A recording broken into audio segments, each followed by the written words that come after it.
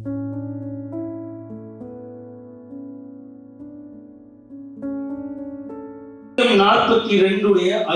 வசனம் வாசிங்க. நீ ஏன் கலங்குகிறாய்? ஏன் எனக்குள் தேங்குகிறாய்? தேவனை நோக்கி காத்திரு. நான் இன்னும் அவரை, இதான் கேப்ஷன். நான் இன்னும் அவரை துதிப்பேன். இதனுடைய கடைசி வசனம் வாசிங்க. என் ஆத்துமாவே நீ ஏன் கலங்குகிறாய்? ஏன் எனக்குள் தேங்குகிறாய்? தேவனை நோக்கி, ஏசப்பாவை நோக்கி காத்திரு. எனக்கு ரட்சிப்பும் விடுதலையும் என் தேவனுமா இருக்கிறவரை நான் இன்னும் துதிப்பேன். அந்த வசனமும் கடைசியில் என்ன முடிஞ்சிச்சு? நான் இன்னும், சொல்லுங்க, வாலிபர்கள் தான் நல்லா கவனிக்கும். பெரியவங்களாம் நான் கண்டுக்க கூட மாட்டேன். நம்ம தான் அடுத்த தலைமுறை, கண்டுக்குவேன், சும்மா சொன்னேன். நான் இன்னும் அவரை துதிப்பேன். இந்த வசனம் எப்படி முடியுதுன்னா இதுவும் எப்படி முடியுது? அடுத்த சங்கீதத்தினுடைய கடைசி வசனம் படிங்க. அதே தான் சொல்றாரு. என் ஆத்துமாவே நீ ஏன் கலங்குகிறாய்? ஏன் எனக்குள் தேங்குகிறாய்? தேவனை நோக்கி காத்திரு. என் முகத்திற்கு ரட்சிப்பும் என் தேவனுமாய் இருக்கிறவரை நான் இன்னும் துதிப்பேன். ஹல்லேலூயா. தொடர்ந்து வருது, இன்னும் துதிப்பேன், இன்னும் துதிப்பேன். அப்போ இது ரெண்டும் ஒரே சங்கீதமாக இருக்க வேண்டியது. அதிகாரங்களை பிரிக்கும் போது அப்படி பிரிச்சுட்டாங்க, ஏன்னு தெரியாது. ஆனால் ஒன்றா இருந்தால் நல்லா இருந்திருக்கும். இப்போ இங்கே தாவீது ஒரு விஷயம் எழுதுறார். இந்த சங்கீதத்தை எழுதும்போது இந்த முதல் வசனம் எல்லாருக்குமே தெரியும். என்னன்னு படிங்க பார்க்கலாம். சங்கீதம் 40. மானானது நீரோடுகளை வாஞ்சித்து கதறுவது போல தேவனே என் ஆத்துமா யாரை நோக்கி வாஞ்சிக்குதான்? உம்மை வாஞ்சிக்கிறது. இங்க பாருங்க, நிறைய நான் இடையில ஆவிக்குரிய ரகசியங்கள் பேசிகிட்டே இருப்பேன். வேத ஆழங்கள் வந்துட்டே இருக்கும். நீங்கள் கவனிச்சிங்கன்னா அது உங்களுக்கு நல்லது. நாங்கள் படிக்கலிங்கோ, அது எங்களுக்கு புரியாதுங்கோ அப்படின்றலாம் ஒன்றுமே கிடையாது. ஓகேங்களா? கடன் 5000 ரூபா கொடுத்தா 3000 தான் திருப்பி வாங்குவேன்னு சொல்கிறவங்க இதுங்க. 5000 கடன் கொடுத்துட்டீங்க, 3000 கொடுத்தா போதும்னு சொல்கிறவங்க. பாட்டி, உங்கள்கிட்ட நான் 5000 வாங்குகிறேன் பாட்டி, கொடுக்க மாட்டிங்களா? பாருங்க, கொடுத்துருவோம் பாட்டி, எங்கிட்ட காசு நிறைய இருக்குது, கொடுக்க மாட்டிங்களா? நான் என்ன கேட்குறேன், நீங்கள் 5000 ரூபாய் எனக்கு கொடுக்குறீங்க, கொடுக்க வேண்டாம், கொடுக்குறீங்க, 3000 ரூபா போதும்னு சொல்லுவீங்களா? ஏங்க இன்னும் எவ்வளோ வரணும் உங்களுக்கு? அது எப்படி? இது புரியுது, வசனம் புரியாதா? எல்லாமே புரியும். ஓகே, அப்படி ஒரு கணக்கு இருக்குது. பாட்டிங்களுக்குன்னா புரியாது, ரொம்ப நல்லா புரியும். புரிஞ்சு அதுக்கு மேலே யோசிச்சு தான் அப்படி முறைச்சி உட்காந்துருக்காங்க. என்ன பாட்டி, உங்களே இல்லை, பொதுவாக சொல்கிறேன். பெரியவங்க எல்லாருக்குமே எல்லாம் புரியும். என்ன பாட்டி, எல்லா இடத்துலையும் ஒரு பாட்டியை பிடிச்சிக்கணும். இப்போ ஏன் சொல்கிறேன்னா, இந்த ஆவிக்குரிய ரகசியங்கள் ஆழங்கள் ஆண்டவர் வெளிப்படுத்தி பேசும்போது நல்லா கவனிச்சிட்டிங்கன்னா, நீங்கள் போய் பைபிள் படிக்கும்போது அந்த அபிஷேகம் வெளிப்படும். நீங்கள் படிக்கும்போது புரியும். நிறைய பேருக்கு புரிய மாட்டேங்குதுல்ல, இங்கிலீஷ் மட்டும்தான் புரியுது, தமிழ் பைபிள் புரிய மாட்டேங்குது. இப்போ நீங்கள் படிக்கும்போது ஆண்டவர் தான் சொல்லிக் கொடுக்கணும் இதெல்லாம். ஸோ இப்படி பிரசங்கத்தை கவனிக்கும் போது அந்த அபிஷேகம் உங்களுக்குள்ளே வேலை செய்யும். குட். நீங்கள் நோட்ஸு பெண்ணெல்லாம் வச்சு ரெடியாக இருக்கும்போது சந்தோஷமாக இருக்குது பார்க்குறது. என் பாப்பா 3rd ஸ்டாண்டர்ட் தான், ஆனால் 2nd ஸ்டாண்டர்ட்லேருந்து நான் பிரசங்கம் பண்ணும்போது நோட்ஸ் எடுப்பா. என்ன புரியுது, 1st ஸ்டாண்டர்ட்லேயே எடுத்துருக்கிறான். நேற்று தான் வீடெல்லாம் க்ளீன் பண்ணும்போது பார்த்தேன், முந்தா நேற்று எங்கள் அப்பா பிரசங்கம் பண்ணது நோட்ஸ் எடுத்து வச்சுருக்குது. எங்கள் அப்பா பேர் தப்பு எல்லாம், ஆனால் பாயிண்ட்ஸ் இருக்குது, ஸ்பெல்லிங் தான் மிஸ்டேக்கு. அப்போ அந்த நாங்கள் சொன்னதில்லை, ஆனால் அவளுக்கே என்ன பண்ணியிருக்காது தோணியிருக்கு, என்ன பேசுகிறாங்கன்னு நோட்ஸ் எடுத்து எப்போவாது கேட்பேன். நான் போனேன்னா என்ன பேசுனீங்க இன்றைக்கி, ஏதாவது ஜோக் அடிச்சிங்களா, இன்றைக்கி என்ன ப்ரீச் பண்ணிங்கலாம் கேட்பா. ஸோ இப்போ 3rd ஸ்டாண்டர்ட் வந்துட்டா. ஸோ பிள்ளைகளை நீங்கள் அப்படி தேவனுக்குள்ளே நடத்தும்போது அவர்கள் முதிர் வயதானாலும் விடாதிருப்பார். பாருங்க, பையன் எப்படியோ பைபிள் எங்கே வாங்கினான்னு தெரியல, வாங்கிட்டு வந்துட்டான். வேற லெவல்ரா, சூப்பர். இப்போது இந்த சங்கீதத்தில் முதல்ல தாவீது எழுதுகிறாரு, மான்கள் நீரோடைகளை நான் கொஞ்சம் எக்கோ என்ன வச்சுருங்கண்ணா, லைட்டாக தொடர்ந்து போயிட்டே இருக்கிறோம் மீட்டிங், அதனால் அவுட் ஆயிடுது. மான்கள் நீரோடைகளை வாஞ்சித்து கதறுவது போல தேவனே நான் வாஞ்சித்து கதறன்னு எழுதல. அவரு என்ன எழுதுறாரு, என் ஆத்துமா உம்மை வாஞ்சிக்கிறது. அது வேற லெவல் வெளிப்பாடு. ஏன்னா நிறைய பேருக்கு ஆத்மாவை குறித்த வெளிப்பாடு கிடையாது. அப்படின்னா நான் காலையில் சொன்னேன், காலையில் என்னோட பிரசங்க நேரத்தில் இருந்தவங்க கை தூக்குங்க. ஓ எல்லாரும், அதனால தான் மதியானம் வந்திருக்கு தம்பின்றீங்களா? இப்போ காலையில் ஆத்மா எவ்வளோ முக்கியம்னு சொன்னேன். இப்போ இந்த தாவீதை தவிர வேற யாராவது எழுதியிருக்கிறாங்களான்னு எனக்கு தெரியல. அவர் எழுதுறாரு, மான் தண்ணியை தேடி அலையிறது மாதிரி, ஆட்டுக்குட்டி தண்ணி அடிச்சா தேடி அலைகிறது, தண்ணியை தேடி அலைகிறது போல தேவனே என் ஆத்துமா நான் தேடுறேன்னு எழுதுறாரு. எப்படி எழுதுறாரு, என் ஆத்துமா உம்மை வாஞ்சிக்குதையா. அடுத்த வசனம் இன்னும் அழகாக எழுதியிருப்பாரு, நான் எப்பொழுது என் ஆத்துமா தேவன் மேல், ஜீவனுள்ள தேவன் மேலேயே என் ஆத்துமா தாகமா இருக்குது, நான் எப்பொழுது தேவனுடைய சந்நிதியில் வந்து நிற்பேன். இந்த ரெண்டு விஷயத்தை வச்சு 3 நாள் பிரசங்கம் பண்ணிடலாம். ஆனால் உங்களுக்கு இப்போ அரை மணி நேரத்தில் முடிக்க போகிறேன், ஓகேங்களா? அதனால் டக்குன்னு கவனிக்கணும், சல்லுன்னு போயிடலாம். இப்போ இந்த சங்கீதத்தை எழுதும்போது அவர் எங்கே இருக்கிறார் அப்படின்னா, அவரை கொலை பண்ணும்படி 2 தடவை ஜனங்கள் வந்தாங்க. ஒன்று சவுல், இன்னொன்று அப்சலோம். சூப்பர். ஒன்று சவுல், இன்னொன்று அப்சலோம். அப்சலோம் வந்து சொந்த பையன் இல்லையா, சவுல் வந்து இதுக்கு முன்னாடி இருந்த ராஜா. இந்த 2 சூழ்நிலையில் ஏதாவது ஒன்று இருக்கலாம். இப்போ உயிருக்கு பயந்து ஓடிக்கொண்டிருக்கும் போது யாராவது இப்படி சங்கீதம் எழுத முடியுமா? எங்க பாட்டி, உங்களை நாய் துரத்துது, நீங்க வந்து இயேசுவே நீர் எவ்வளவு நல்லவர், உண்மை தேடிதான் ஓடிட்டு இருக்கிறேன் அப்படின்னு யாருமே எழுத மாட்டோம். ஏன்னா ஐயா அம்மா காப்பாத்து, எல்லாருக்குள்ளே இந்த பயம் வருது. நான் ஒரு நாள் வண்டியில் போயிட்டு இருக்கும்போது இங்கே ஒருத்தர் வண்டியில் வந்தப்போ நாய் துரத்துச்சு. அவர் கொலை நடுங்க கத்துறாரு, மரண பயம் எல்லாருக்குமே தான். நாய் வந்துச்சுனாலே அப்படியே ஆயிடுறாங்க எல்லாம். அப்போ அந்த நமக்கு என்ன சூழ்நிலையோ அதுக்கு தான் நம்ம ஜெபம் பண்ணுறோம். ஆனால் இந்த தாவீது என்ன எழுதுறாரு, அவர் எங்கே இருக்கிறாருன்னா அதில் 6வது வசனமா,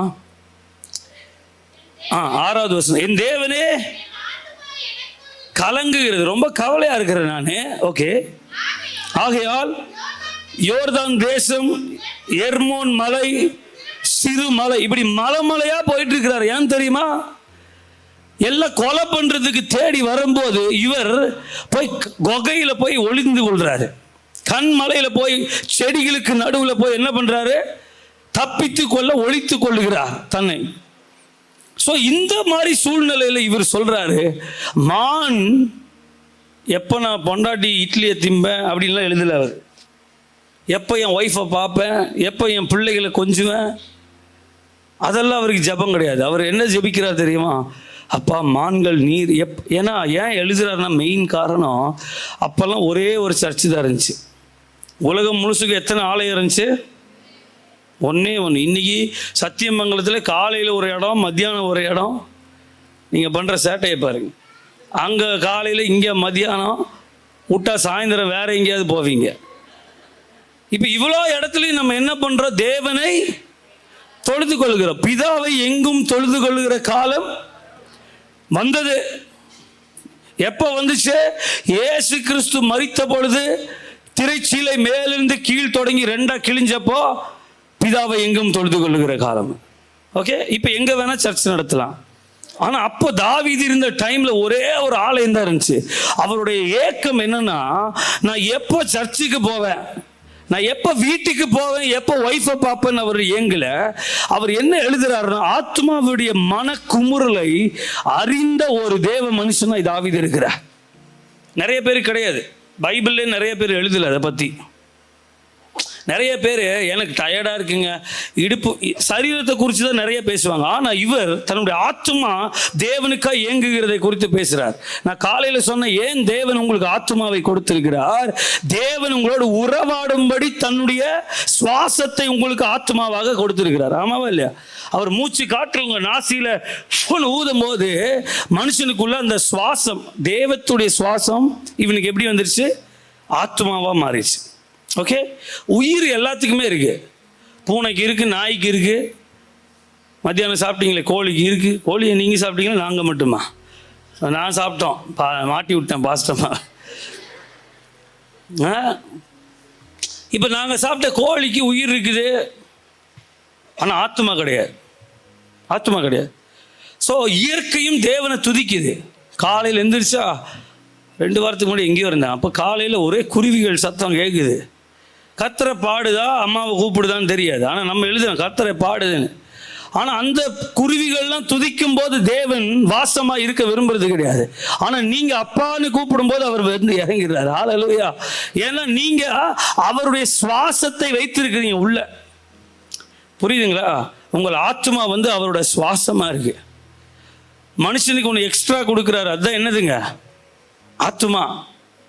உங்களுக்கு ஆவி மட்டும் கிடையாது, உங்களுக்கு ஆத்மா இருக்கு. ஆத்மா தான் அழிவில்லாதது. ஸோ இந்த அழிவில்லாத ஆத்மா குறித்த ஒரு வெளிப்பாடு உங்களுக்கு வேணும். இன்னைக்கு எங்களை மாதிரி இதெல்லாம் ஓப்பனாக சொல்லி ஆகணும். எங்களை மாதிரி பாட்டெல்லாம் ஹிட் ஆச்சுன்னு வைங்க, 2 கொம்பு வந்துடும், எங்களுக்கு முட்டிடுவோம். புரிகிறவங்களுக்கு அது புரியட்டும், வாலிபர்களுக்கு நல்லா புரியட்டும். ஆத்மாவோட விலை தெரியலன்னா ஊழியம் செய்ய முடியாது, ஊழியம் செய்ய கூடாது. மேபி ஏன் அப்படி சொல்கிறேன்னா, நான் ஒரு இடத்துக்கு ஊழியத்துக்கு போயிருந்தப்போ அந்த சபை பாஸ்டர் ரொம்ப வருத்தத்தோட ஒரு விஷயம் சொன்னார். நான் ஒருத்தரை எங்கள் சர்ச்சுக்கு கூப்பிட்டேன் பிரதர், ஒரு பிரபலமான நபர், நீங்கள் நினைக்கிறவர் இல்லை, வேற ஒருத்தர், ஓகேவா? அவர் வந்து கேட்குறாரு, ஸ்டேஜ் எவ்வளோ பெருசு இருக்கும்? நான் சொன்னேன், அவரை போட்டு உருட்டுற அளவுக்கு இருக்குன்னு சொல்லலாம் இல்லையா? உருட்டி விளாடலாம் உண்மை. இன்னொருத்தர் கேட்டாராம், இன்னொரு சபைக்கு போகும்போது அவங்க எல்லா கதையாக கேட்க வேண்டியதாக இருக்குது. இன்னொரு இடத்துல சொல்கிறாங்க, உங்கள் சர்ச்சை வந்து எங்களுக்கு ஃபோட்டோ எடுத்து அனுப்புங்க, அப்போ தான் நாங்கள் வந்து பாடுவோம், இல்லை பிரசங்கம் பண்ணுவோம். வாட்?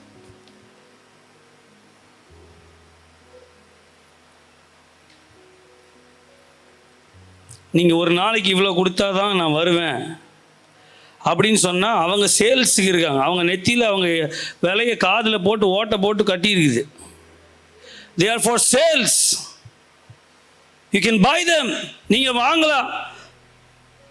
ஒரு நாளைக்கு 50,000 ரூபாய் கொடுத்தா வந்து பாடி பிரசங்கம் பண்ணுவேன்னா நான் வந்து சேலுக்கு இருக்கிறேன். நீங்கள் ஒரு நாளுக்கு 50,000 ரூபாய் கொடுத்தீங்கன்னா அது எங்கேனாலும் நான் வந்து என்ன பண்ணுவேன் சொல்லுங்கள்? எங்கேனாலும் வந்து கர்த்தருடைய பிள்ளைகள் தேவனுடைய ராஜ்யத்திற்காய் விற்கப்பட்டவர்களாக இருக்கணும். We have to be sold for the kingdom of God.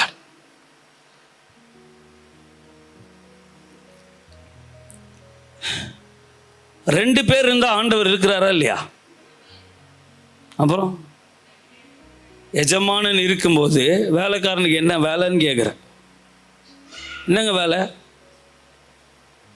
எங்களுக்கு நீங்கள் கொடுக்குற மரியாதையெல்லாம் ஓகே பிரதர், ஆனால் நாங்கள் ஊழியம் கொல்ல அல்ல, ஊழியம் செய்ய வந்திருக்கிறோம். நாங்கள் எதுக்கு வந்திருக்கிறோம்? உங்களுக்கு வேலை செய்ய வந்திருக்கிறோம். கர்த்தருடைய வேலையை உங்களுக்கு செய்யும்படி வந்திருக்கிறோம்.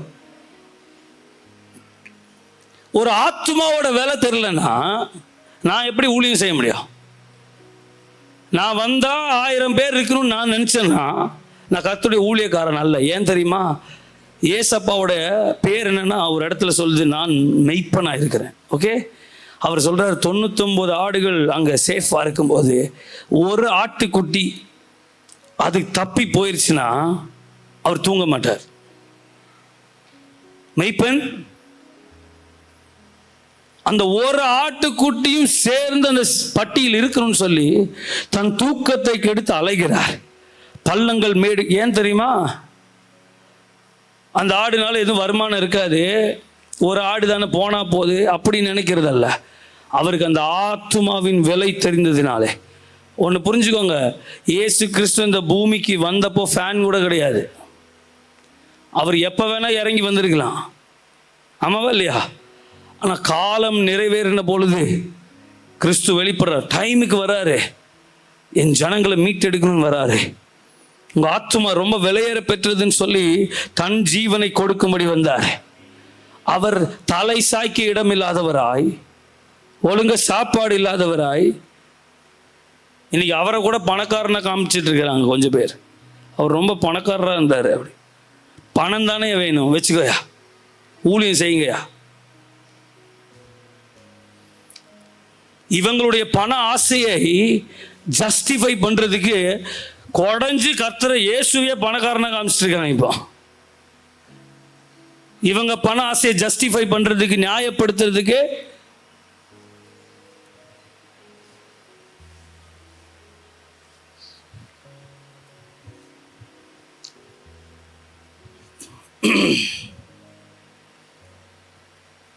கம்பெடுத்து வெளுக்கணும்னு இருந்தேன், வயசு இருந்துச்சுன்னா. அப்படிதாங்க ஒரு ஊழியக்காரன், நிறைய ஊழியக்காரன் கேட்குறாங்க எங்கிட்ட, இப்போ பாட்டு ஹிட் ஆனங்காட்டி என்னமோ நாங்களாம் வரமாட்டோமோ, இவனுக்கு தண்ணியில் குளிக்க மாட்டானு போல, பன்னீரில் தான் குளிப்பானு போல பயப்படுறாங்க ஊழியக்காரங்க கூப்பிட்றதுக்கு. நான் சொன்னேன், நான் நார்மலான ஆள் தாங்க, நான் மனுஷன் தான், வந்துடுவேன்.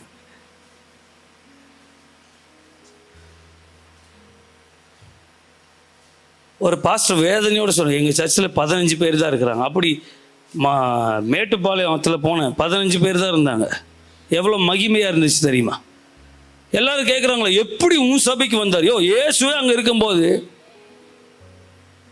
இந்த மாதிரி ஆளுகளையும் ஜால்ரா போடுறவங்களையும் பட்டை எடுக்கணும், எப்படிங்க அவர் உங்கள் சர்ச்சுக்கு வந்தார்?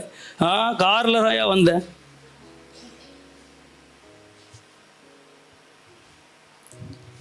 அப்படியே மனுஷனை போட்டு தூக்கி.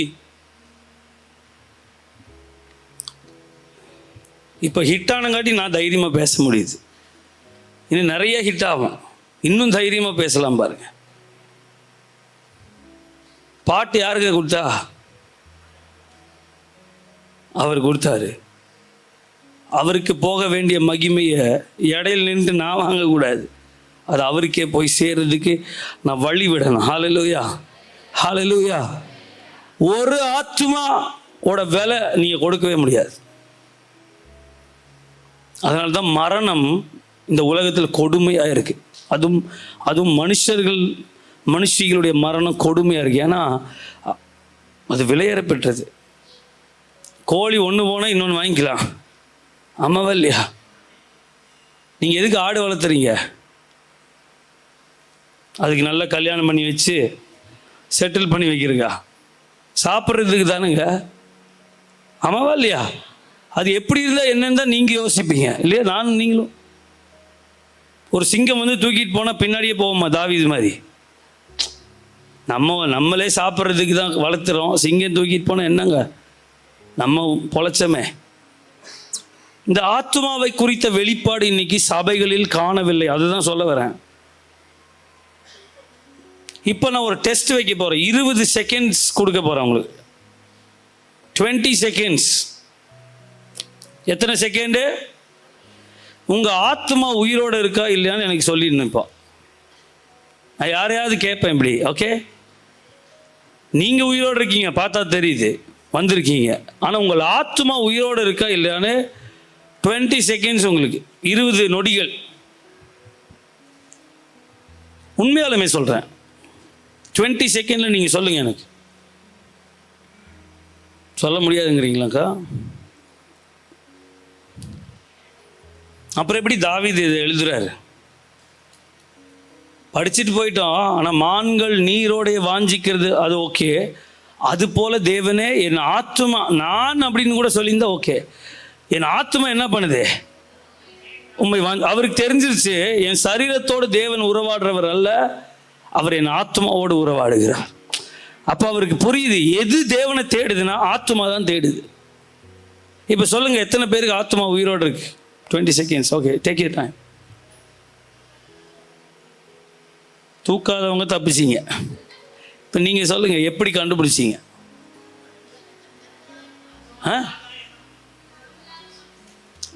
உள்ளான மனுஷன், அதுக்கு பேர் தான் ஆத்மா. அது உள்ளான மனுஷன் என்னது, எப்படி கண்டுபிடிச்சிங்க உயிரோடு இருக்குன்னு?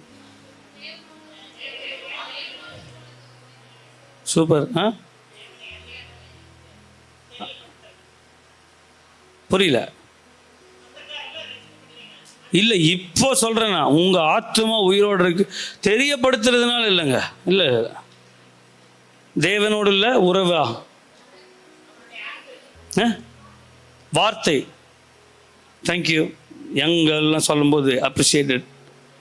வேற எங்கள் இல்லைங்களா? இல்லையா? மேரிடா? மேரிட் எங்கள்.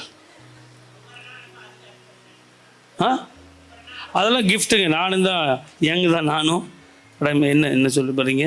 Okay, thank you. சொல்லுங்க. கை அங்கே தூக்குனாங்க ஒருத்தங்க.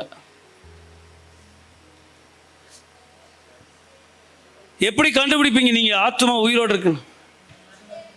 துதிச்சுட்டே இருக்கிறனால. கரெக்டு தான், கரெக்டு தான். Okay, good. அவரை தேடுகிறதால. அக்கா, தியானிப்பதுனா நான் சொல்லட்டுங்களா?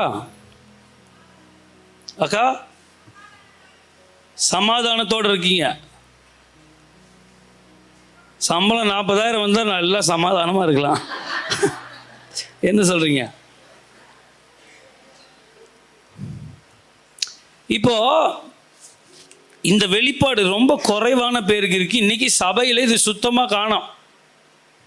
சங்கீதம் 42, 43 காணோம். ஏன் சொல்கிறேன்னா, இந்த தாவீது உயிருக்கு பயந்து ஓடும்போது கூட இப்படிப்பட்ட சங்கீதத்தை எழுத முடியும்னா அவருக்கும் தேவனுக்கும் உள்ள உறவு எப்படி இருந்துச்சுன்னு பாருங்கள் ஃபர்ஸ்ட். ஓகே, அவருக்கு இதுதான் முதன்மையாக இருக்குது. ஏன்னா சர்ச்சுக்கு போக முடியாது. ஏன்னா இவர் பயந்து என்ன பண்ணிட்டு இருக்கிறாரு, ஒளிஞ்சு ஓடிட்டு இருக்கிறதுனால சர்ச்சுக்கு போக முடியலன்னு அவர் வேதனைப்படுறார். 3வது வசனம் படிங்க, 42:3.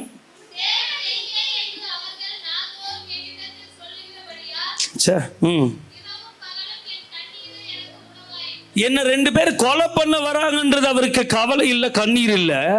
உன் தேவன் இங்க இத்தனை பேசுனிய ஆண்டவரை பத்தி, எங்க அவர் உன்னை காப்பாத்தலையே, நீ ஓடிட்டு இருக்கிறியே, ஒளிஞ்சிட்டு இருக்கிறியன்னு சொல்லி கேட்கறது தான் எனக்கு கண்ணீரை வர வைக்குதப்பா.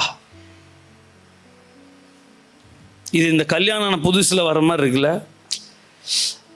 அவர் இப்படியே தூசி கண்ணு தொடச்சா கூட இங்க கண்ணீர் வந்துடுது. அம்மா என்னங்க ஆச்சு அப்படி பார்த்துருக்கிறேன் நானே. அவ்வளோ ஒரு பாசம். ரீசெண்டாக எங்கள் வீட்டில் ஒரு பையனுக்கு கல்யாணம் ஆகுது. இப்போ என்னென்னா, அங்கே நிறைய தம்பிமார்களுக்கு நான் தான் போய் கல்யாண துணி எடுப்பேன். பொண்ணு வீடு வரதுக்குள்ளே நாங்கள் போய் எடுத்து தந்துடுவோம். இல்லை ஃபிக்ஸ் பண்ண நீங்கள் வந்து சொல்லிடுங்க எது எதுன்னு ஃபிக்ஸ் ஆகிடும். இந்த பையன் எங்கூட வந்து என்ன பண்ணிட்டான், சொந்தக்கார பையன்தான், கல்யாண ட்ரெஸ்ஸை வாங்கிட்டு வந்துட்டோம். பொண்ணு வீடு அடுத்த வாரம் வராங்க. எனக்கு மீட்டிங் இடப்பட்ட நாளும் போகிறதுனால அந்த ஒரு நாள் இருந்தேன், போய் வாங்கிட்டு வந்துட்டோம்.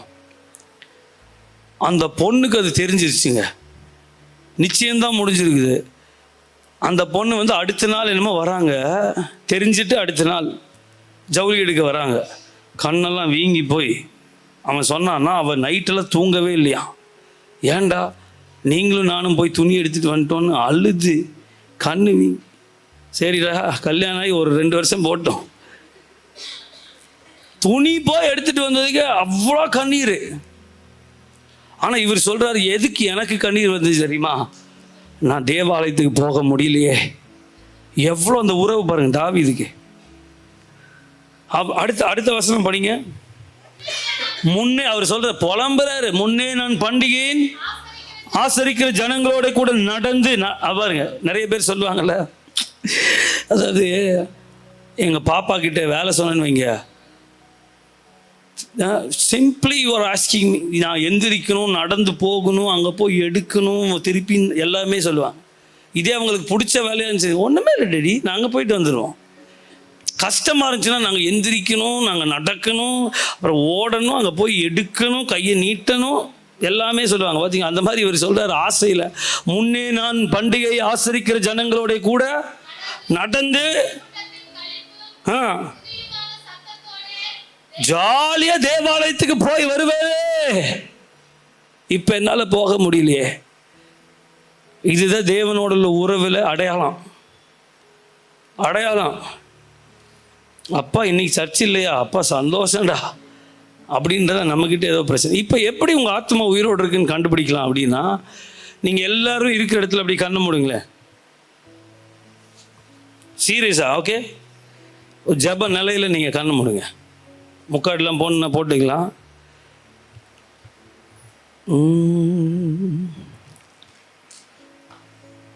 கண்களை மூடி, அப்பா உம்மை நான் துதிக்கிறையா என் முழு இருதயத்தோடு, என் முழு உள்ளத்தோடு ஆராதிப்பேன், முழு பலத்தோடு அன்பு கூறுவேன். பாடுங்க. ஆராதனை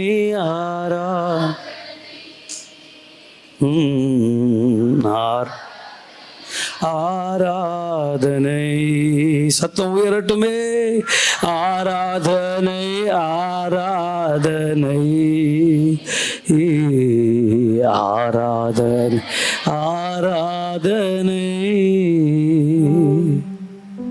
சாரி ப்ரோ, எத்தனை பேர் தெய்வ பிரசன்னம் உணர்ந்தீங்க? நீங்களாம் உயிரோடு இருக்கீங்கன்னு அர்த்தம். யாராருக்கெல்லாம், இது கொஞ்ச நேரம் டெஸ்ட், நீங்கள் ஆக்சுவலாக ஒரு 10 minutes கூட எடுக்கலாம். யாராருக்கெல்லாம் தேவனுடைய பிரசன்னம் உணர முடியுதோ, அன்பு கூறுவேன் அப்பா அப்படின்னு சொன்ன உடனே உணர முடிஞ்சா நீங்க ரொம்ப சூப்பரா இருக்கிறீங்கன்னு அர்த்தம். கொஞ்சம் ட்ரை பண்ண வேண்டியது இருக்கு பிரதர் அப்படின்னா பாதி பிரச்சனைகள் இருக்குன்னு அர்த்தம். மேபி உங்கள் ஆத்மா உயிரோடு இருக்கிறத எப்படி நீங்க உணர முடியும்னா இப்படிதான். நீங்க ஒரு வீட்டுக்குள்ள போகும்போது ஜெபிக்கும் போது, எனக்கு நிறைய அனுபவம் இருக்குது. அது மாதிரி வீட்டுக்குள்ளே போய் ஜெபிக்கும் போது அந்த வீட்டில் இருள் இருக்கிறதை உங்கள் ஆத்மா சொல்லிக் கொடுக்கும். ஏன்னா உங்கள் ஆத்மா எப்போவுமே தேவனோடு கனெக்ட் ஆக தான் அதை எதிர்பார்க்கும். ஸோ ஒரு வீட்டுக்குள்ளே போய் நீங்கள் உண்மையாக ஜெபிக்கும் போது உங்கள் ஆத்மா வெறுமையாக ஃபீல் ஆகும் பாருங்க. நீங்கள் நல்லா இருப்பீங்க, நல்லா ஜெபிச்சு தான் இருப்பீங்க. அந்த வீட்டுடைய இருள் உங்கள் ஆத்மாவுக்கு தெரியும். நீங்கள் தைரியமாக சொல்லலாம், இந்த வீட்டில் ஜபம் இல்லையே, என்னாச்சு அப்படின்னு கேட்கலாம். ஒரு நபரோடு பேசும்போது கூட, நான் சோர்வாக இருக்கும்போது அநேக ஊழியர்களோட ஃபோன் பேசுவேன். உங்களுக்கு தெரியாது, அங்கே ஊழியக்காரருடைய அபிஷேகம் என் ஆத்மாவை உயிர்ப்பிக்கும். எனக்குள்ள ஒரு சந்தோஷம் வரும். என் சோர்வெல்லாம் ஆக்சுவலாக அதுதான் உண்மை. அந்த ஆவியானவருடைய உறவுக்காக அந்த ஆத்மா காத்திருக்கு, தேவனோடு உள்ள உறவுக்கு. சிலரோட பேசி பாருங்க, இருக்கிற சந்தோஷமும் சில குரூப்பில் இருந்தீங்கன்னா உங்களுக்கு ஒரு மாதிரியாகவே இருக்கும். ஸ்பிரிட் ஒன்றா இருக்காது, கனெக்டே ஆகாது. இதெல்லாம் என்ன தெரியுமா? உங்கள் ஆத்மா சென்ஸ் பண்ணி உங்களுக்கு சொல்லுது. இந்த தொடர்ந்து ஜெபிக்கிறவங்கெல்லாம் கை தூக்குங்க. தொடர்ந்து அட்லீஸ்ட் 2 days ஒன்ஸ். இப்போ ஒரு 3 நாள் 4 நாள் தொடர்ந்து ஜெபிக்காமல் போயிட்டீங்க, உங்கள் மனசு ஒரு மாதிரி ஆகும் தெரியுமா? பார்த்துருக்கீங்களா? அப்படி ஒன்றும் வந்தது இல்லையே பிரதர் அப்படிங்கிறீங்களா? அது தொடர்ந்து ஜெபிச்சா தான் வரும். ஜெபிச்சு ஒரு 3 நாள் விட்டீங்கன்னா ஆத்மா என்ன பண்ணும் தெரியுமா? தேவனுக்காக ஏங்கும். அப்படியே அந்த ஏக்கம் தான் நமக்கு ஒரு மாதிரி பண்ணுது. அப்புறம் புண்பட்ட மனதை புகை விட்டு ஆற்ற போயிடுவீங்க. அந்த புகையெல்லாம் அதுக்கு தீர்வு, தேவ பிரசனம் அதற்கு தீர்வு.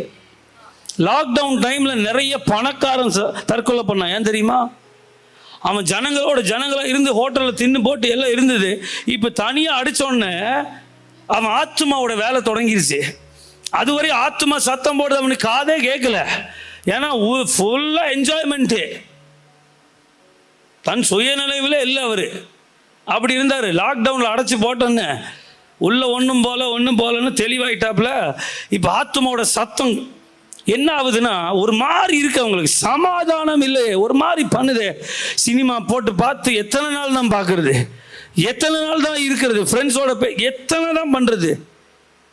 இந்த ஆத்மாவோட ஏக்கம். நிறைய பேர் ஒரு மாதிரி இருக்குங்கன்னு தற்கொலை பண்ணாங்க. நிறைய ஆக்டர்ஸ் தனிமையா இருக்க முடியவில்லை என்று தற்கொலை பண்ணாங்க. இது என்ன தெரியுமா? நிறைய பேர் இமயமலையில் போய் உட்காந்துக்கிறாங்க. ஏன் தெரியுமா? ஏன் தெரியுமா? நிம்மதியை தேடி ஓடுறாங்க. 1000 கோடி இருக்கு பேங்க்ல. நீங்க நினைக்கிறீங்க எனக்கு இயேசு சாமி 1 கோடி கொடுத்தாப்புலன்னா என் கடனை எல்லாம் முடிச்சு கால் நீட்டி உட்காந்துக்குவேன். 1 கோடி உங்கள்ட்ட இருந்துச்சுன்னா எவனும் கால் நீட்ட விட மாட்டான். 1000 கோடி வச்சுட்டு நிம்மதியை தேடி ஓடுறாங்க. இந்த நிம்மதி எங்க தெரியுமா இருக்கு? இந்த ஆத்துமா எப்பொழுது தேவனோடு இணைகிறதோ அப்போ ஒரு சமாதானம் வரும். ஹல்லேலூயா. அப்போ ஒரு சமாதானம் வரும். இந்த சமாதானத்தை ஒருவனும் திருட முடியாது. சிங்க கெபியானாலும் திருட முடியாது, தீச்சூளையானாலும் திருட முடியாது. ஹல்லேலூயா. தேவனுடைய வேதம் சொல்லுகிற சமாதானம் நிம்மதி கிடையாது. உங்கள் ஆத்துமாவை தேவனோடு உள்ள ஒப்புரவாக்குனா வரும் பாருங்க ஒரு சமாதானம். அதுதான் சமாதானம். கணவன் மனைவி சண்டை போட்டா சேர்த்து வைக்கிற மாதிரி தான் இது. சேர்த்து வச்சுட்டா சமாதானம் சொல்றீங்களா? அதே மாதிரி உங்கள் ஆத்துமாவை தேவனோடு சேர்த்திட்டீங்கன்னா அதுக்கு பேர் தான் வேதம் சொல்லுகிற. எனக்கு சமாதானமே இல்லைங்க, அந்த சமாதானத்தை வேதம் பேசுறது கிடையாது. இயேசு கிறிஸ்து பிறக்கும் போது தூதர்கள் வந்து என்ன சொன்னாங்க? உங்களுக்கு. ஆனா சீஷர்களுக்கே சமாதானம் இல்லை, நம்ம சொல்ற சமாதானம் இல்லை. ஆனா தூதன் என்ன சொன்னா? உங்களுக்கு. என்னத்தை சொல்லிட்டு போனார் தெரியுமா? முன்னே தூரமாக இருந்த உங்களை கிறிஸ்து இயேசுவின் இரத்தத்தினாலே இப்பொழுது சமீபமாக்கி தேவனுக்கும் நமக்கும் சமாதானத்தை உண்டு பண்ணி சமாதான காரணராகி. வேதம் சொல்லுகிற சமாதானம் வந்து நிம்மதி கிடையாது. அப்பா நிம்மதியாக அது இல்லை. எப்போ உங்கள் ஆத்மா தேவனோடு இணைகிறதோ அதுக்கு பேர் தான் சமாதானம். அந்த சமாதானத்தை தான் இயேசு கொடுக்க வந்தார். ஹல்லேலூயா. இந்த வெளிப்பாடு தாவீதுக்கு இருக்குங்க. ஒரு ஊழியக்காரனாவே கேட்பாரு என்கிட்ட, எப்படி நீ கண்டுபிடிக்கிற ஆத்மா உயிரோடு இருக்கு இல்லை? என்னைக்கெல்லாம் நான் ஜபத்தில் உட்கார்ந்தாலும் தெய்வ பிரசனம் உணர முடியலையோ அன்னைக்கெல்லாம் நான் நினைப்பேன், ஏதோ ஒரு குற்றம் என்ன பண்ணிருக்கு, என் ஆத்துமாவை காயப்படுத்தினதுனால அது தெய்வ பிரசனத்தை உணர முடியவில்லை. ஸோ நான் உடனே ஆராய்ச்சி பண்றது, என்ன பண்ணிட்டோம் ஆண்டவரே, உண்மை அனுபவிக்கிற கிருபை தாங்க. நீங்க எனக்குள்ள இருக்கிறத உணரணும், நீங்க என் மேல இருக்கிறத, எங்க சபையில் இருக்கிறத நான் உணரணும் ஐயா. அவ்வளோ அழகா இருக்குங்க தெய்வ பிரசனம். நாங்கள் இதுக்கு முன்னாடி ஒரு கார் வச்சிருந்தோம். அது வந்து எல்லாரும் ஓட்டுவாங்க. ஏன்னா எங்கள் அப்பா எனக்கு அவ்வளோ ஓட்ட தெரியாது. அப்போ ஃப்ரெண்ட்ஸ் எல்லாம் ஹெல்ப் பண்ணுவாங்க, அவங்களும் எடுத்துகிட்டு போவாங்க. நான் அதில் எஃப்எம் சினிமா பாட்டு போடுற பழக்கமே கிடையாது. ஆனால் இப்போ வர கார்லாம் ஆன் பண்ணாலே எஃப்எம்ல போய் ஆன் ஆயிடுது. அதனால அந்த விஷயம் வர சத்தத்தில் போட்டு வச்சிருக்கிறோம் இப்போ. ஓகே, இப்போ காருக்குள்ள நானும் என் ஒய்ஃபு போகும்போது நான் அமைதியாக இருந்தேன்னு வைங்க, என் ஒய்ஃப் டிஸ்டர்பே பண்ண மாட்டாங்க. அந்த காருக்குள்ளே இருக்கிற தெய்வ பிரசனம் அவ்வளோ சந்தோஷமாக இருக்கு. பொண்டாட்டி கூட கூட பேசுறதுக்கு வராது வாய். அவள் கேட்பா, என்னங்க பிரசன்ஸானுவா, அமைதியாக இருக்கு. அந்த கனெக்ஷனில் இருக்கிறவங்களுக்கு அவருடைய சமூகத்தில் இருக்கிற ஆனந்தமும் அவருடைய வலது பாரிசத்தில் இருக்கிற நித்திய பேரின்பம் புரியும். உண்மைங்க, தெரியுங்களா? இன்னைக்கு சபை அதெல்லாம் மறந்துருச்சு. நான் எங்கேயாவது ஊருக்கு போயிட்டு வந்தேன்னா இவனுங்க கார் எடுத்துட்டு போனானுங்கன்னா சினிமா பாட்டு போட்டுருவானுங்க. ஓகே, நான் வந்து அடுத்த நாள் கார் எடுக்கிறேன்னா அந்த ப்ரெசன்ஸை பார்ப்பேன். அப்படி இல்லைன்னு ஃபோன் அடிச்சிருவேன். யார் கார் எடுத்தா இந்த 2 நாள்? எதுக்கு எஃப்எம் ஓடுது காருக்குள்ள? ஏன்னா அது என் தேவனுடைய பிரசன்னத்தை என்ன பண்ணுது? டிஸ்டர்ப் பண்ணுது. இன்னைக்கு பாஸ்டர்ஸே தியேட்டருக்கு போயிட்டு வரும்போது உங்களெல்லாம் சொல்லி குற்றம் கிடையாது. ஏன்னா ஆவியானவர் தானே டைரக்ட் பண்ணி எடுக்கிறோம் படமெல்லாம்.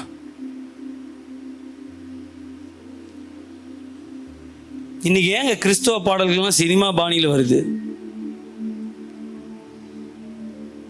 ஏன் வருது தெரியுமா? கலப்படம் ஆகுது. தேவனும் கொடுக்குறாரு, இன்னொன்று இந்த காது வழியா உள்ள போய் என்ன ஆகுது? ஸ்டோர் ஆகுது. இருதயத்தின் நிறைவினால தான் வாய் என்ன பண்ணோம்? பெர்க்மான் சையா பாட்டில் சினிமா ராகம் பார்த்துருக்கீங்களா? ஏங்க இருளுக்கும் வெளிச்சத்துக்கும் நமக்கு சம்பந்தமே நோ. இங்க பாருங்க, பைபிளை வச்சே இன்னைக்கு வந்துச்சுட்டு இருக்கிறான். நீங்க தியேட்டருக்கு போனீங்கன்னா அவன் கைக்குள்ள போறீங்க. வாடாமா மாப்பிள்ள வந்துட்டிய, நானே வரலான்ட்டு நீயே வந்துட்ட, என் வேலை ஈஸியா முடிஞ்சு வா. நீ போற சர்ச்சுக்கு வந்து உபதேசத்துல குழப்பி உன்னை மாத்தலான்னு பார்த்தா நீயே என்ன தேடி வந்துட்ட. கடைசி காலத்தில் கூடுமானால் தெரிந்து கொள்ளப்பட்டவர்களும் வஞ்சிக்கப்படுகிறார்கள். தெரிந்து கொள்ளப்பட்டவர்களை நீங்க எப்படி வஞ்சிப்பீங்க? இதே வேதத்தை வச்சுதான் நீங்க வஞ்சிக்க முடியும்.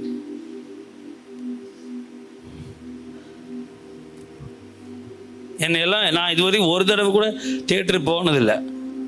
ஆண்டவர் அப்படி சின்னதுலேருந்து இந்த ஸ்கூலில் சினிமா போடுவாங்க, நான் மட்டும் கிளாஸ் ரூமில் இருப்பேன். எப்போ? 5th 6th படிக்கும்போது. அப்பா அப்படி சொல்லி கொடுக்குறாங்க, என்ன பண்ணுறோம் நம்மளும்? ஸ்கூலில் சினிமா போடும்போது போய் உட்காந்து அப்பா அம்மாவுக்கு தெரிய போகிறதில்ல. ஆனால் பிள்ளைகளுக்கு நீங்கள் ஊட்டி வளர்த்துறோம். 5th 6th படிக்கும்போது எங்கள் மேம நான் ஒருத்தங்க நான் வரமாட்டேன்னு சொல்லுவேன். மேம் மிரட்டி பார்ப்பாங்க, நோ சொல்லுவேன்னா. அப்போ மேம் எங்கள் கிளாஸ் மேமும் அங்கே தான் உட்காரோம் என் கூட. அப்போ ஃபோன் இல்லையா, மண்டையை சொரிஞ்சிட்டே உட்காரோம். ஏண்டா வந்து அங்கேயாவது தூங்க வேண்டியதானடா? நோ நான் வரமாட்டேன்னுவேன். அந்த காலத்தில் ஃபோன் இருந்தால் கூட அந்த அம்மாவுக்கு தெரியாது, போர் அடிச்சிருக்காது இல்லையா? இவன் வரவும் மாட்டான், இவனால நானும் போய் பார்க்க முடியல, ஃப்ரீ ஷோ. அந்த சின்ன சின்ன விஷயத்தை ஆண்டவர் பார்ப்பாரு உங்களை பயன்படுத்துறதுக்கு. இந்த தாவீது ஆத்துமா தேவனை நோக்கி அப்படி துதிக்கிறார். 5வது வசனம் கடைசி, 11 கடைசி, 43 கடைசி. நான் இன்னும் அவரை இந்த வசனத்தை சொல்லுங்க, நான் இன்னும் அவரை துதிப்பேன். என்ன கொலை பண்றதுக்கு ஆட்கள் வந்தாலும் நான் கர்த்தரை துதிப்பேன். நைஜீரியா நாட்டில் இன்னைக்கு 50 லட்சம் பேரை கடந்த சில வருடங்களில் கொலை செய்திருக்கிறார். 5 million of Christians. 50 லட்சம் கிறிஸ்தவர்களை கொலை பண்ணியிருக்கிறார். ஆனால் இன்னைக்கும் நைஜீரியாவில் சபைகள் கூடுகிறது. ஹல்லேலூயா, தேவனை துதிக்கிறது. நான் இன்னும் அவரை துதிப்பேன். தானியேலுடைய 3வது அதிகாரம் போங்க, நான் முடிக்கிறேன். நானும் வீட்டுக்கு போகணும். தானியேல் 3வது அதிகாரத்தில் ஒரு சம்பவம். யாருங்க? ஷாத்ராக், மேஷாக், ஆபேத்நேகோ, இந்த 3 பேரும்.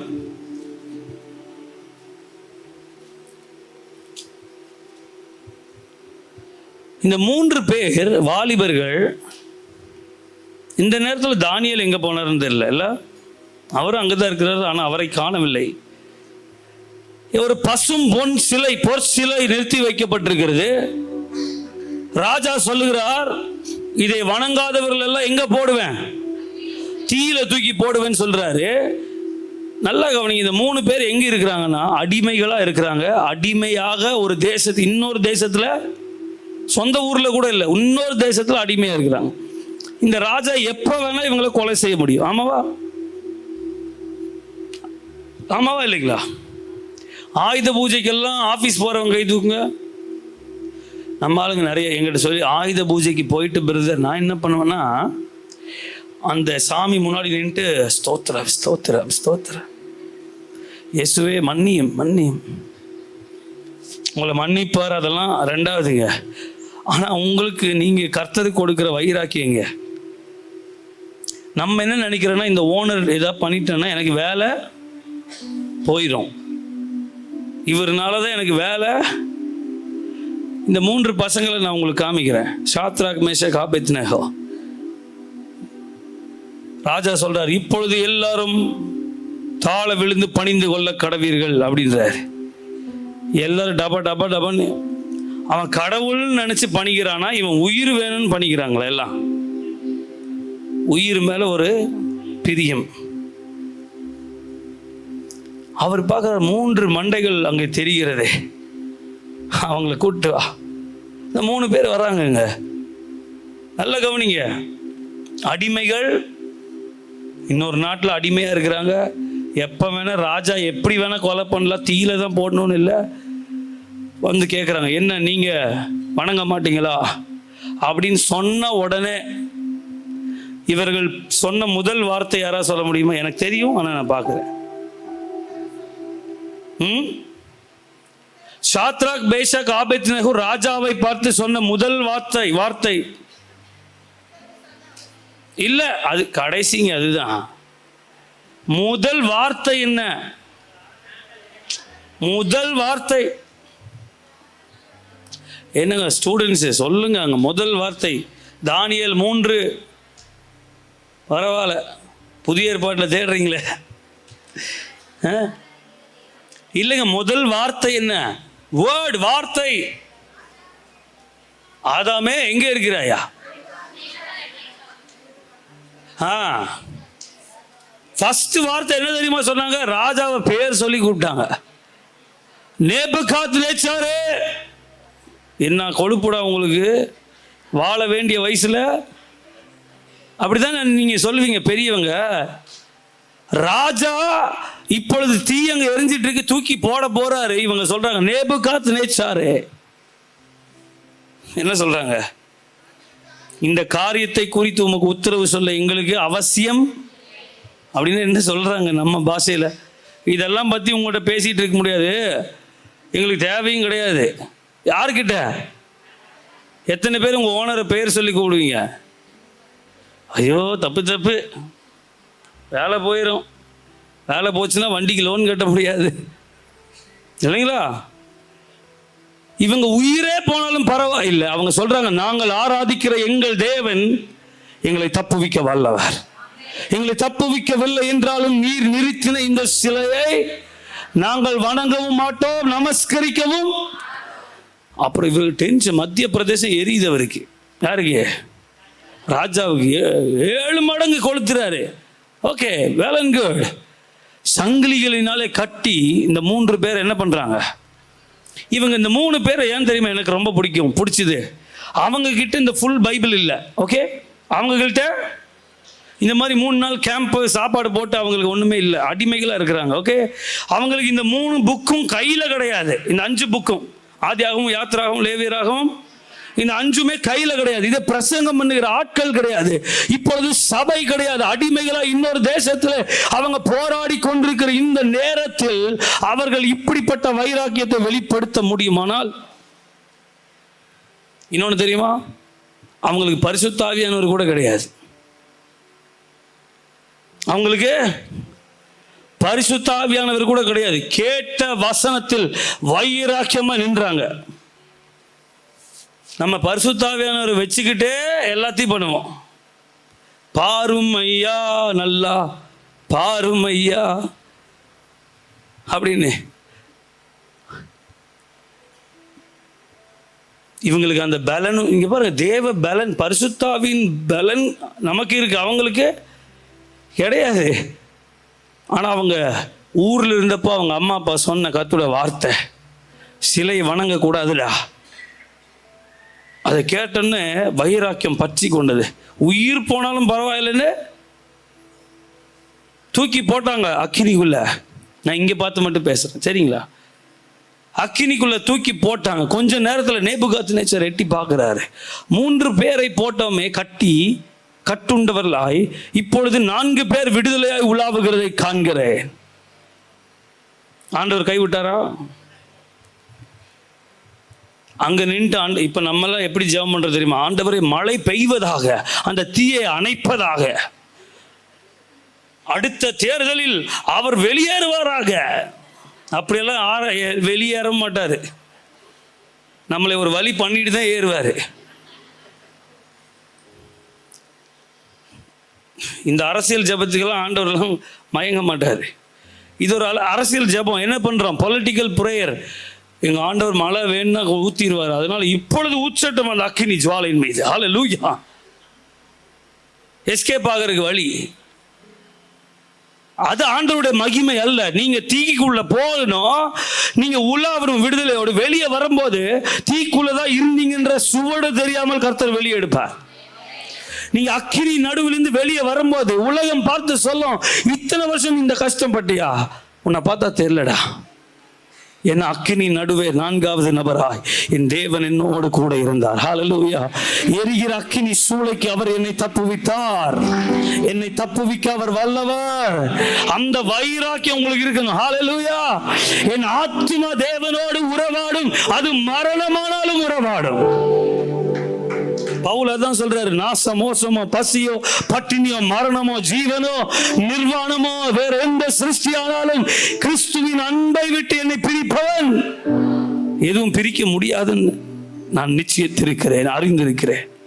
ஸோ இன்றைக்கு நீங்க சத்தியமங்கலத்தில் இருக்கலாம், ஒரு இடத்துல நீங்க வேலை செய்துட்டு இருக்கலாம். ஆனா ஒண்ணுங்க, உங்களுக்குள்ள கர்த்தர் மேல உள்ள வைராக்கியம், என் ஆத்மா தேவனோடு இணைந்திருக்கணும், அதை கெடுக்க நான் விடமாட்டேன்னு சொல்லி ஒரு வைராக்கியம். நான் தேவனையே துதிப்பேன், என் ஆத்மா தேவனை துதிக்கிறது.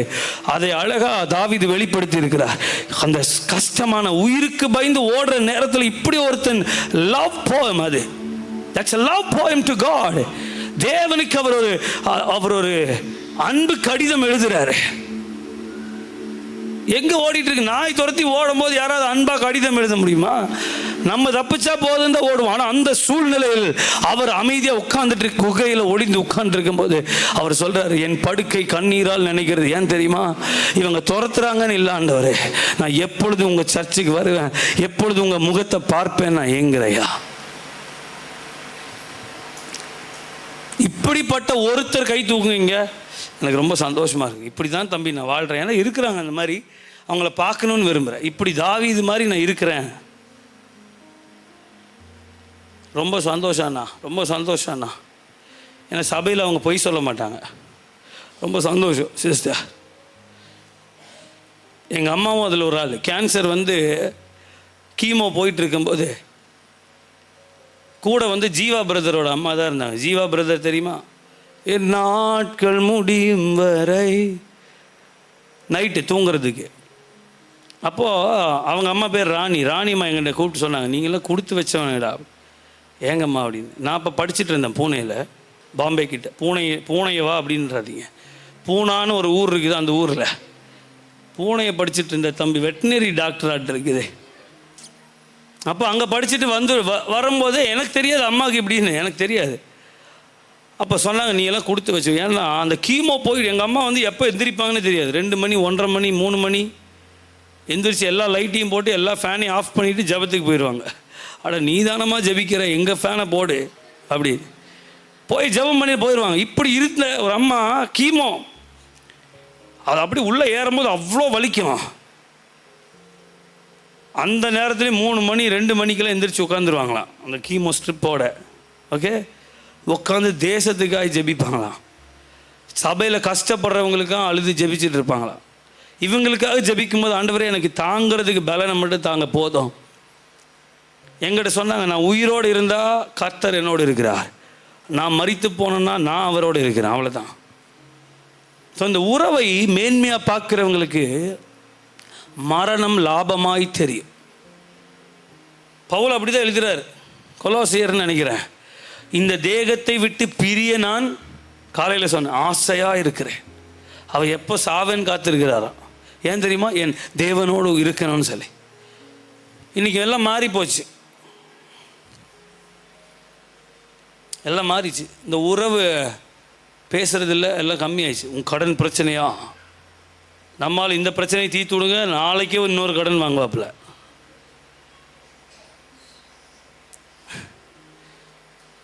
அதெல்லாம் இருக்கிறது தான். ஆண்டவர் அதெல்லாம் சுகப்படுத்துகிறார். உள்ள வரவங்களை என்ன செய்யணும்? தேவனோடு இணைச்சிடணும், தேவனோடு உள்ள உறவுக்கு கொண்டு போய் விட்டுறணும்.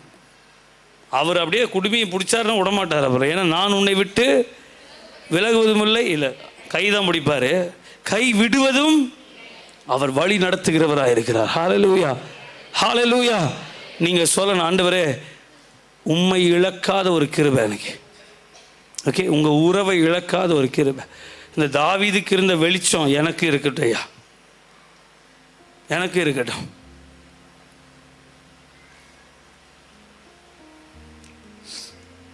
நிறைய ஊழியங்கள் உங்கள் மாம்சத்துக்கு தீனி போடுற ஊழியங்கள் ஆயிடுச்சு. உங்கள் ஆத்மாவிற்கு உணவளிக்கணும். என்ன பண்ணணும்? உள்ளான மனுஷனை பலப்படுத்துகிற உணவு அளிக்கிற ஊழியங்கள் தேவை. ஹல்லேலூயா, ஹல்லேலூயா. ஆமாம், அழியாத உங்கள் ஆத்மாவை அழிவில்லாத நித்திய ஜீவனுக்கு கொண்டு போகிற சத்திய வார்த்தைகள் தேவை. கை தட்டிருங்க ஆண்டவர். ஸோ இருக்கிற இடங்களில் நம்ம கண்களை மூடுவோம். எழும்பும். ஒரு நிமிஷம் மட்டும் எழும்புறீங்களா? எழும்பி ஜெபம் பண்ணி முடிச்சிடும். உங்களுக்கு இப்பொழுது டீ டைம் என்று நினைக்கிறேன்.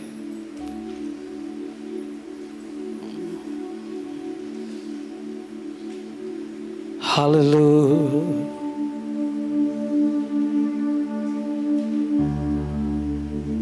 எல்லாரும் சொல்லுங்க, ஏசப்பா என்னோட ஆத்மா உன் மேல தாகமா இருக்கட்டும் ஐயா. என் ஆத்மா உங்க மேல தாகமா இருக்கட்டும் ஐயா. இந்த சாத்ராக் மேஷாக் ஆபேத்நேகோ தங்கள் சரீரத்தை குறித்து கவலைப்படாமல் தங்கள் ஆத்மாவை அந்த சரீரத்தையும் சேர்த்து அந்த அக்கினிக்கு ஒப்பு கொடுத்தாங்க. ஏன் தெரியுமா? உங்க நாமம் உயரணும்னு சொல்லி, நீங்க மகிமைப்படணும் எங்க வாழ்க்கையிலன்னு சொல்லி. ஹல்லேலூயா, ஹல்லேலூயா. இந்த பொற்சிலையை வணங்க மாட்டேன் என்ற கீழ்ப்படிதலுக்காக, கர்த்தருடைய சத்தியத்திற்காக தங்கள் ஜீவனை கொடுக்க துணிந்த அவருடைய வைராக்கியம் எங்களை பற்றி பிடிக்கட்டும். தாவீதை போல எங்கள் கடுமையான சூழ்நிலைகள், அக்கினி சூளை நடுவிலும் நாங்கள் உம்மை உயர்த்துகிற கிருபை. கடுமையான சூழ்நிலையிலும் நான் இன்னும் அவரை துதிப்பேன் என் நாவு சொல்லட்டுமே. என் நாவு புலம்பதான் செய்யுது. பிரச்சனை வரும்போது புலம்பி பழகி இருக்கிறேன். உம்மை துதித்து நான் இன்னும் பழகவில்லையே. அந்த துதியின் ஆடையை எனக்கு தாங்கப்பான்னு கேளுங்க. அந்த துதியின் ஆடை எனக்கு தாங்கப்பா. துதியின் ஆடை எனக்கு தாங்கப்பா. அந்த துதியின் அபிஷேகத்தை எனக்கு தாங்கப்பா. இந்த அபிஷேகம், இந்த ஆடை என்ன செய்யும் தெரியுமா? உங்களை தூக்கி சிங்க கேபில போட்டாலும் thank you but I still praise my God. நீங்க நன்றி சொல்லிட்டு நான் இன்னும் அவரை துதிப்பேன்.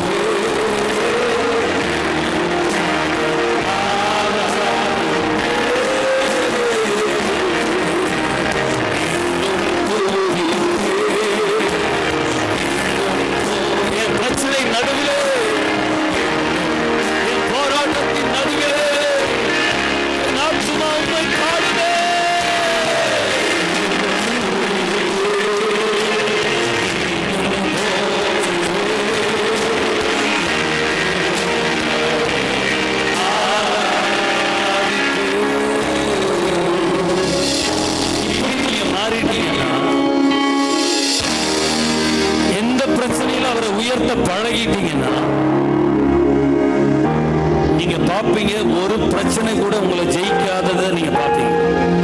எல்லா பிரச்சனையும் தோற்று விழுகிறத நீங்க பார்ப்பீங்க. நேபுகாத்நேச்சார் உங்களை அக்கினி சூளையில போட்டவனே பார்ப்பான். ஓ, இவனோட கர்த்தர் இருக்கிறார், இவன் சொல்ற ஆராதிக்கிற தேவன் தான் தேவன் என்று அவன் வாயை அறிக்கை செய்கிறார். உங்க ஆபீஸ்ல பிரச்சனை இருக்கலாம், உங்க பக்கத்து வீட்டுக்காரங்களால உங்களுக்கு பிரச்சனை இருக்கலாம். நான் ஒண்ணு சொல்றேங்க, எல்லா சூழ்நிலையிலும் தேவனை நீங்க உயர்த்த பழகிட்டீங்கன்னா ஒரு டைம் வரும், அவர்களே சொல்லுவாங்க, இவன் ஆராதிக்கிற தேவன் உண்மையான தேவன், ஹல்லேலூயா, இவனோட கர்த்தர் இருக்கிறார். யுத்தத்தை நீங்க செஞ்சு பழகாதீங்க. என் வாழ்க்கையில் அது நடந்துட்டு இருக்கு. இப்போ ஒரு சிலருக்கு தெரியும், don't fight your battles, don't go on to the frontier. முன்னாடி போய் யுத்தம் பண்றதுக்கு போயிடாதீங்க. நீங்கள் அமர்ந்திருந்து அவரை தேவன் என்று அறிந்து கொள்ளுங்கள். Be still and know that I am God. கர்த்தர் அப்படிதான் சொல்றார், நீ அமர்ந்திருந்து நானே தேவன் என்பதை அறிந்து கொள். Don't fight your battles.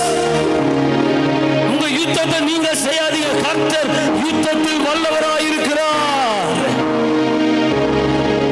நம்முடைய வேலை ஒண்ணே ஒண்ணுதான், எந்த சூழ்நிலையில் இருந்தாலும் உங்க இருதயம், உங்க ஆத்மா பாடணும். என் ஆத்மா பாடும். அது என்ன பாட்டு? அல்லே.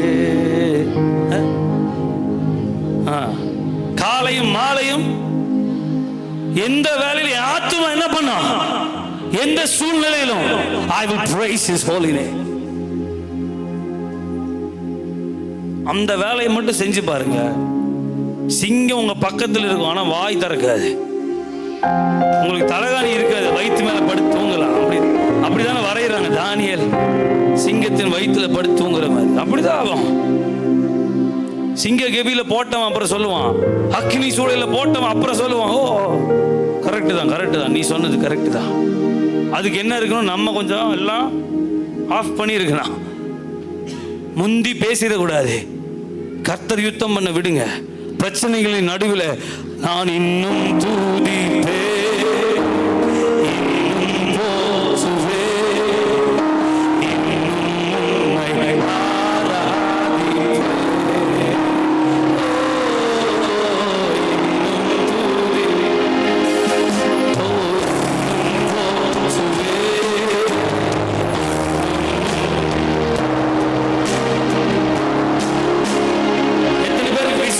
என் ஆண்டவர் என்னை தப்புவிக்க வல்லவர், என் பிரச்சனைகளை தீர்க்க வல்லவர்.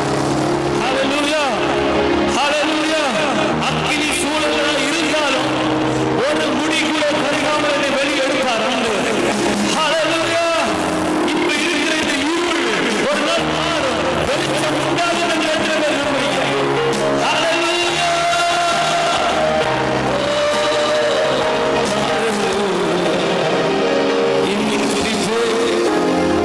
என் ஆத்மா பாடும், என் ஆத்மா கவி பாடும். கடின சூழ்நிலைகள் வரும்போது நான் தேவனை துதிப்பதை தெரிந்து கொள்கிறேன். புலம்புவதை அல்ல, தேவனை துதிக்கிறதை நான் தெரிந்து கொள்கிறேன். அப்படியாக ஒவ்வொருவருக்கும் அந்த கிருபை பலனை கொடுங்க. சாத்ராக், மேஷாக், ஆபேத்நேகோவை பலப்படுத்தினீங்களே, இந்த வைராக்கியம் அவங்களுக்குள்ள வச்சிங்களப்பா, அதே மாதிரி உம்மை குறித்த ஒரு வைராக்கியம், எங்கள் ஆத்மாவை குறித்த ஒரு தெளிவு எங்கள் ஒவ்வொருவருக்கும் உண்டாயிருக்கு. எல்லா துதியும் கனமும் மகிமையும் ஒருவருக்கே செலுத்துகிறோம், இயேசுவின் நாமத்தில் பிதாவே, ஆமென். ஹல்லேலூயா, ஹல்லேலூயா. கடைசியா சத்தமா ஹல்லேலூயா.